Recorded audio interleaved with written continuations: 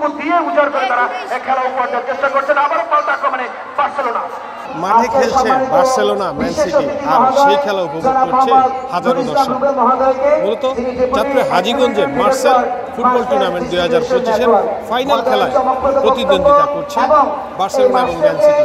মূলত এটি কোনো ইউরোপের দল বার্সেলোনা অথবা ম্যান সিটি না, এটি হাজীগঞ্জ এবং বাংলাদেশেরই বিভিন্ন প্রান্ত থেকে আসা দলের নামকরণ। আর এই খেলা দেখতে কিন্তু আশেপাশের হাজার হাজার দর্শক মাঠে এসেছেন।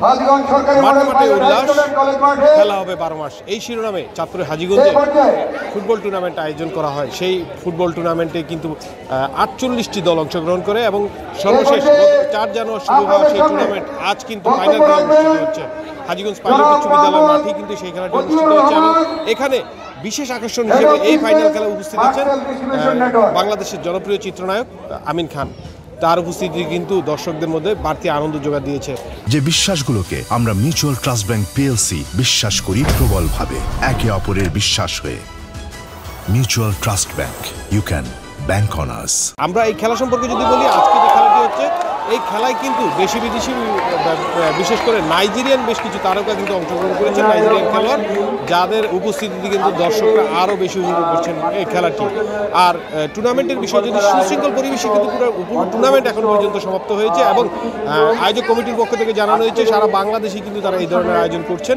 দেশের যে আমাদের যুব সমাজ আছে, এই যুব সমাজকে এই যে মোবাইলের যে আসক্তি অথবা যে মাদকাসক্ত এ থেকে আমাদেরকে দূরে রাখাটাই হচ্ছে আমাদের উদ্দেশ্য। আমরা চাই দেশের এই যুব সমাজ এই খেলার মাঠে ফিরে আসুক। আমাদের এই যুব সমাজকে রক্ষা করার জন্য, মাদক থেকে রক্ষা করার জন্য, সামাজিক অবক্ষয় থেকে ফিরিয়ে আনার জন্য, একটি সুন্দর ভবিষ্যতের জন্য আগামীর প্রজন্ম একটি সুস্থ ধারার জীবনযাপন করতে পারে, সেই লক্ষ্য উদ্দেশ্য নিয়ে আমরা এই টুর্নামেন্টটি আয়োজন করেছি।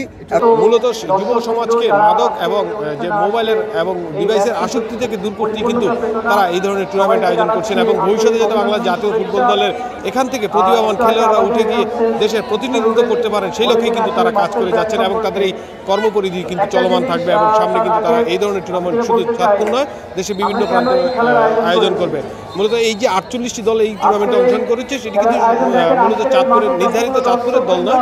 আমরা জানতে পেরেছি যে এই 48টি দলের মধ্যে রয়েছে নারায়ণগঞ্জ, ব্রাহ্মণবাড়িয়া সহ কুমিল্লা সহ বেশ কিছু অঞ্চলের কিন্তু দল কিন্তু অংশগ্রহণ করে এবং সেই 48টি দলের খেলা শেষে কিন্তু আজকে এই ফাইনাল খেলা অনুষ্ঠিত। এলাকাবাসী বলছেন যে এই ধরনের আয়োজনের মাধ্যমে কিন্তু যুব সমাজ এবং তরুণ কিশোররা কিন্তু মাঠের প্রতি আসক্ত হচ্ছে, খেলার প্রতি আসক্ত হচ্ছে এবং যত বেশি এই ধরনের খেলাধুলার আয়োজন করা হবে, যুব সমাজ কিন্তু মাদকের হাত থেকে কিন্তু রক্ষা পাবে এবং খেলাধুলাই হতে পারে মাদক থেকে যুব সমাজকে দূরে রাখার অন্যতম একটি মাধ্যম।